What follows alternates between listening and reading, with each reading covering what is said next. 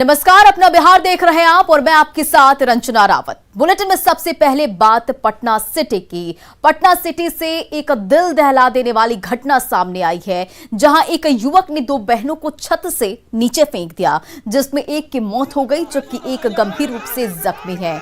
Police ने आरोपी को गिरफ्तार कर लिया है और इस घटना के बाद से स्थानीय लोगों में काफी नाराजगी है और जमकर हंगामा भी स्थानीय लोगों ने किया और बहादुरपुर थाने का घेराव कर जमकर बवाल काटा। साथ ही वहां पर लगे एक ऑटो को आग के हवाले भी लोगों ने कर दिया। मौके पर कई पुलिस अधिकारी पहुंचे और लोगों को शांत कराने की कोशिश में जुटे रहे। बताया जाता है कि बहादुरपुर थाना क्षेत्र के बाजार समिति के पास शिव शक्ति नगर में 5 मंजिला मकान के छत पर कुछ बदमाश छिपे हुए थे। इसी दौरान कपड़ा फैलाने गई 2 बच्चियों को बदमाशों ने छत से नीचे फेंक दिया, जिसमें एक बच्ची की मौत हो गई, वहीं दूसरी का पीएमसीएच में फिलहाल इलाज चल रहा है। बवाल को देखते हुए इलाके में स्पेशल पुलिस फोर्स को भी तैनात कर दिया गया और मामले से जुड़ी ये 2 तस्वीरें आपके सामने कि किस तरह से लोगों में आक्रोश है और इस मामले में एक को गिरफ्तार भी किया गया है और लोगों ने किस तरह से हंगामा करते हुए गाड़ियों में आग लगा दी।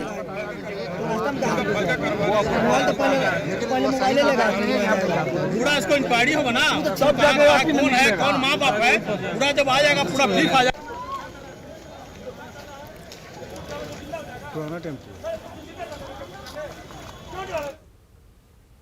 और पटना के गायघाट शेल्टर होम की बड़ी लापरवाही सामने आई है। शेल्टर होम में जुवेनाइल बोर्ड की रिपोर्ट की अनदेखी की गई है। न्यूज 18 के पास जुवेनाइल बोर्ड की रिपोर्ट की कॉपी है। सवाल ये कि 1 साल तक रिपोर्ट की अनदेखी क्यों की गई और क्या समाज कल्याण विभाग ने मुजफ्फरपुर शेल्टर होम कांड से कोई सबक नहीं लिया? बोलो, काम के बहाने दूसरी जगह पे भेजते हैं कि अच्छा लाइफ बन जाए, लेकिन वहाँ पे कोई लाइफ नहीं बनती है किसी लड़की का। वहाँ पे बस लड़की रोती रहती है कि हम कब जाए, लेकिन बंदा गुप्ता है अपने मतलब जबरदस्ती अपने किसी लड़के के साथ रिलेशन बनाने के लिए।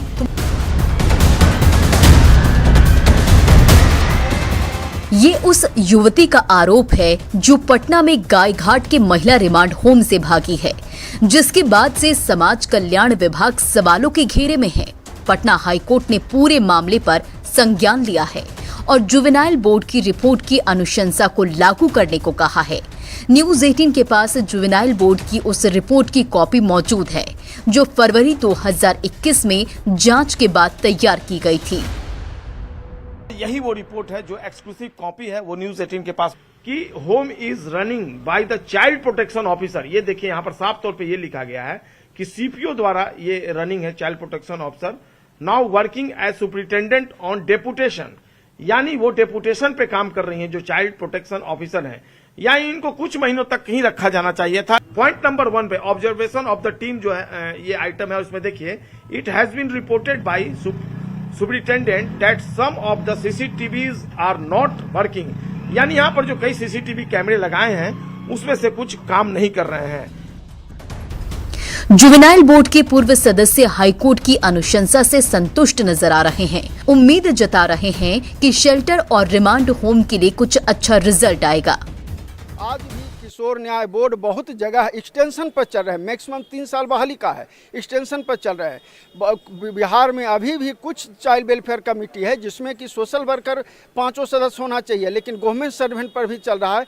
यह सारी कमियां हैं। अब माननीय न्यायालय इस पर स्वतः संज्ञान लिए हैं और सारी चीज़ें प्रकाशित होगी और कहीं न कहीं बच्चों के लिए, आवासितों के लिए अच्छा कुछ रिजल्ट निकल के आएगा। युवती का आरोप संगीन है, कोर्ट पूरे मामले पर सख्त है। देखना होगा जुवेनाइल बोर्ड की रिपोर्ट की अनुशंसा कब तक की जाती है। पटना से संवाददाता संजय कुमार की रिपोर्ट। गायघाट शेल्टर होम में 4 साल रह चुकी एक और युवती ने बताया कि लड़कियों को प्रताड़ित किया जाता है और जो मना करती थी उन्हें मेंटली डिस्टर्ब वार्ड में शिफ्ट कर दिया जाता था। उनसे सुपरिटेंडेंट पर लगे सभी आरोपों को सही बताया है। तो जो सुपरिटेंडेंट है वो आपके टाइम पे थी वहाँ पे? जी हाँ, मेरे ही टाइम पे आई थी वो। अच्छा, तो एलिगेशंस लग रहे हैं कि वो देह व्यापार करवाती थी और जो है सेडेटिव्स देती थी, नशा दे कर करवाती थी लड़कियों को, क्या सही है ये? जी हाँ, ये सारी बात सही है। वो जो भी मतलब भूली भटकी लोग थी और गूंगी थी, उसके साथ वो मतलब मेंटल का दवा देती थी और इंजेक्शन देती थी। फिर क्या मतलब क्यों देती थी, ऐसा क्यों करती थी? जो इंसान उसकी बात नहीं मानते थे, इसके लिए वो करती थी। और वो मतलब गलत करने के लिए जो मतलब उसके अगेंस्ट रहती थी, उसको मतलब इसलिए नशा का दवा और सुई दिया जाता था ताकि वो उसकी बात माने और वो जो कहे वो करे। जो नहीं मानती थी उसको इंजेक्शन दिया जाता था। इस बीच कई सामाजिक कार्यकर्ताओं के साथ दिल्ली के निर्भया का केस लड़ने वाली वकील सीमा कुशवाहा ने रिमांड होम की घटना पर सवाल उठाए हैं। साथ ही वहां रहने वाली लड़कियों को किसी से ना मिलने देने को गंभीर बताया।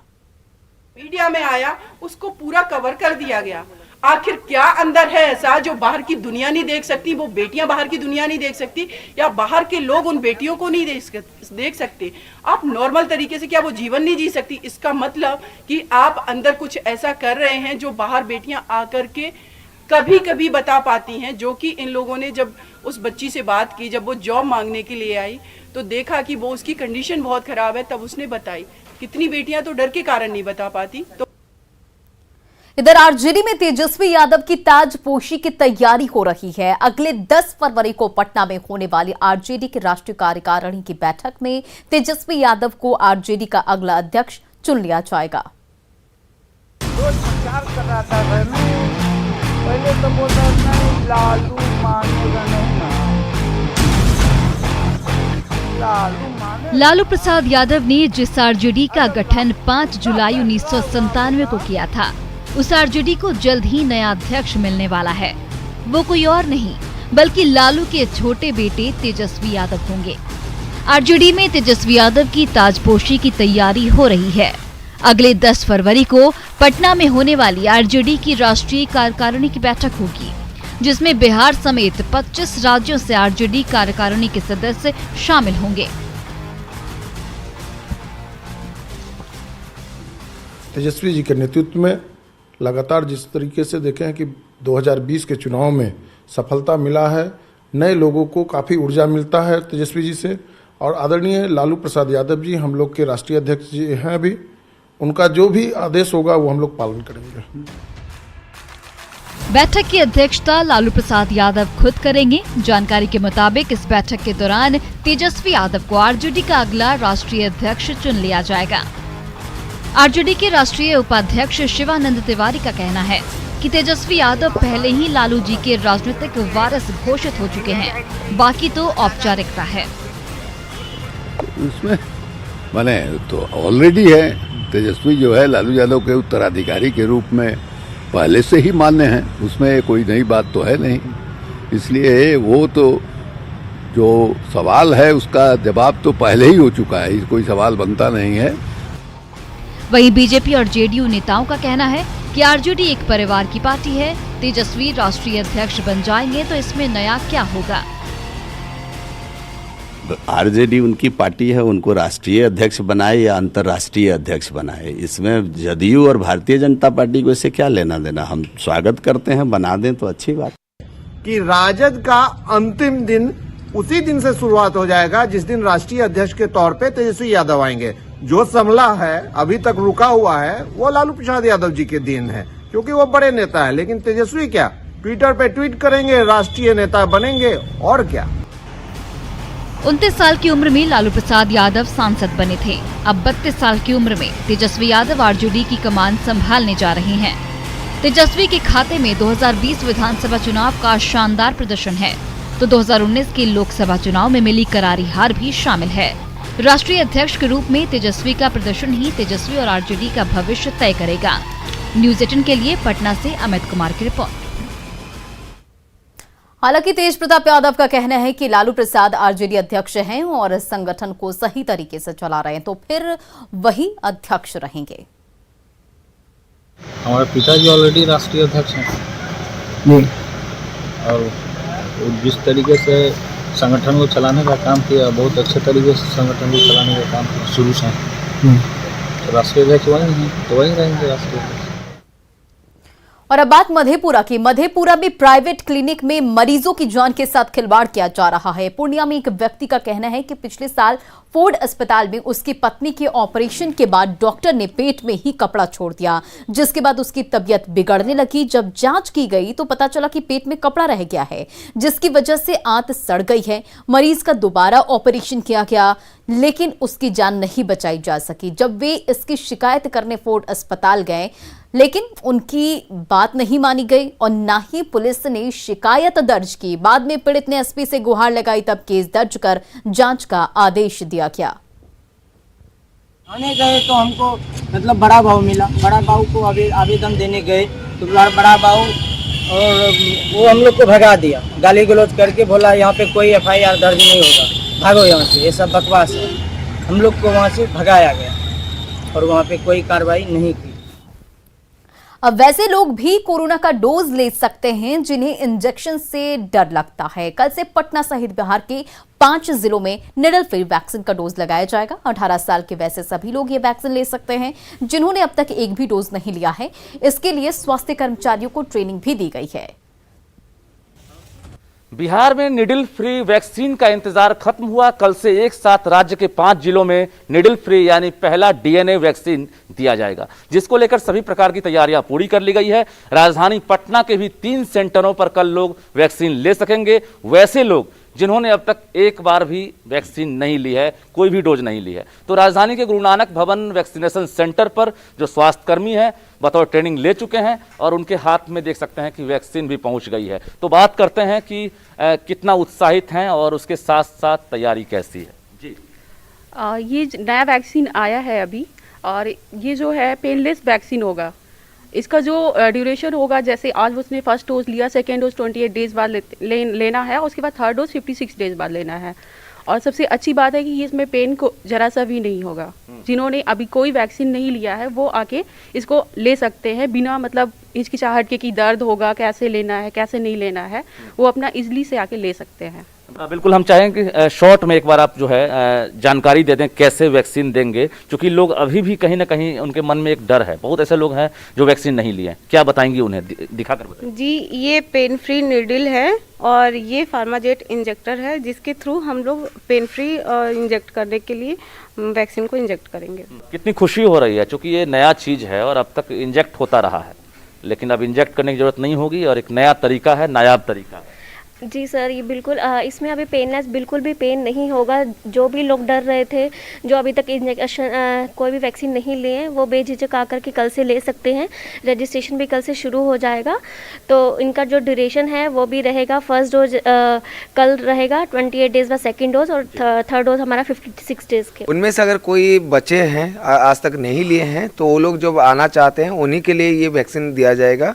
और ये तीनों सेंटर जो आपका 24x7 हैं, उस 24x7 में जो आपका गुरु नानक भवन में चल रहा है, या पाटलिपुत्रा स्पोर्ट कॉम्प्लेक्स हो जाए, या आपका पॉलिटेक्निक में पाटलिपुत्रा कॉलोनी में चल रहा है, वहाँ पे जब भी आप जाएंगे ये वैक्सीन कल से आपको मिलने लगेंगे। बिल्कुल, तो अब डरिए मत, सोचिए मत, बेहिचक आकर ZyCoV D needle free vaccine जरूर लीजिए, क्योंकि स्वास्थ्यकर्मी तैयार हैं, सरकार ने आपके लिए इंतजामात कर दी है। तो निश्चित रूप से राज्य के 5 जिलों में कल से इसकी शुरुआत होगी। हालांकि राजधानी पटना में संख्या काफी कम है वैसे लोगों की जिन्होंने अब तक वैक्सीन नहीं लिया है। रजनीश कुमार, न्यूज़ 18 पटना। और इधर पटना में ठंड से अभी लोगों को राहत नहीं मिलने वाली है। तेज हवा के साथ आकाश में काले बादल छाए हैं। मौसम विभाग ने 24 घंटे में पटना समेत कई जिलों में बारिश की आशंका जताई है। और अधिक जानकारी दे रहे हैं न्यूज़ 18 संवाददाता आनंद अमृतराज। मौसम ने अचानक से करवट बदली है और पटना में तेज हवा के साथ साथ आकाश में बादल भी छाए हुए हैं। और मौसम विभाग की माने तो आने वाले 24 घंटों में बिहार के कई जिलों में बारिश की पूरी संभावना है, साथ ही वज्रपात और ओलावृष्टि की भी संभावना है, जिसकी वजह से ठंड में काफी बढ़ोतरी हो गई है और तापमान भी गिरने की संभावना है। तो मौसम विभाग के माने तो आने वाले 2 से 3 दिन तक बिहार में ठंड का असर बना रहेगा। और राजधानी पटना की बात करें तो आकाश में बादल छाए हुए, तेज हवाएं चल रही हैं और बादल भी छाए हुए हैं, जिसकी वजह से बारिश की पूरी संभावना बनी हुई है। और ये मौसम में जो तापमान में गिरावट देखी जा रही है, तो आने वाले 2 से 3 दिनों तक ठंड का असर ऐसे ही देखने को मिलेगा। तो अगर आप भी कल घर से बाहर निकलने वाले हैं तो बरसात से बचने का पूरा उपाय कर लें, क्योंकि कल मौसम विभाग की माने तो सिर्फ राजधानी पटना की बात ही नहीं, बिहार के कई जिलों में बारिश की पूरी संभावना है और ओलावृष्टि की भी संभावना है। कैमरामैन सुबोध के साथ आनंद अमृतराज, न्यूज 18 नेटवर्क, पटना। और गया में क्रिकेट मैच के दौरान मारपीट हुई है, जिसका वीडियो सोशल मीडिया पर वायरल हो रहा है। फतेहपुर थाना क्षेत्र के रामसराय हाई स्कूल में क्रिकेट मैच चल रहा था। इसी दौरान कुछ लोगों ने एक युवक की पिटाई कर दी। पीड़ित का कहना है कि मैच के दौरान वो मंच पर बैठा था और इसी दौरान रसगुल्ला सिंह अपने समर्थकों के साथ पहुंचा और मारपीट शुरू कर दिया। कुछ लोगों के पास हथियार भी था, जिससे वहां अफरा तफरी का माहौल हो गया। मैच देखने के लिए सैकड़ों लोग मौजूद थे, जो वहां से भागने की कोशिश करने लगे। आरोपी रसगुल्ला सिंह दबंग प्रवृत्ति का बताया जा रहा है और पीड़ित ने थाने में इसे लेकर शिकायत दर्ज कराई है, लेकिन आरोपी गिरफ्तार नहीं किया जा सका है। उधर मुजफ्फरपुर में एटीएम फ्रॉड गिरोह के सदस्य की पिटाई की गई। सोनबरसा चौक के पास एटीएम फ्रॉड गिरोह का सदस्य खड़ा था। जब लोगों ने तलाशी ली तो उसके पास से कई एटीएम मिले। इसके बाद स्थानीय लोगों ने उसकी पिटाई कर दी। मौके पर पहुंची पुलिस ने उसे स्थानीय लोगों से बचाया और थाने पहुंचाया। मैथिली की प्रख्यात साहित्यकार लिली रे का निधन हो गया। उपन्यास मरीचिका के लिए उन्हें साल 1982 में साहित्य अकादमी पुरस्कार से सम्मानित किया गया था। साल 2004 में मैथिली में प्रबोध साहित्य सम्मान की शुरुआत की गई थी। पहला प्रबोध सम्मान लिली रे को दिया गया। लिली रे का जन्म 26 जनवरी 1933 को हुआ था। लिली रे ने एक साथ कई मिथकों को तोड़ा था। बेहद बोल्ड विषय पर कथा लिखते हुए नक्सल आंदोलन जैसे गंभीर विषय पर लिखकर न केवल इससे पूर्वाग्रह को तोड़ा, बल्कि महिलाएं राजनीति के ऐसे आंदोलनकारी विषयों पर नहीं लिख सकती, बल्कि इस आंदोलन की तह में जाकर इसकी गुण बातों को बाहर निकाला। और लिली रे का नक्सल पर आधारित उपन्यास पटाक्षेप है। लिली रे के निधन पर सीएम नीतीश कुमार ने भी शोक जताया है। साथ ही शोक संतप्त परिवार के प्रति गहरी संवेदना जताई है। और अपना बिहार के इस बुलेटिन में फिलहाल इतना ही। आगे देखिए जोहार झारखंड।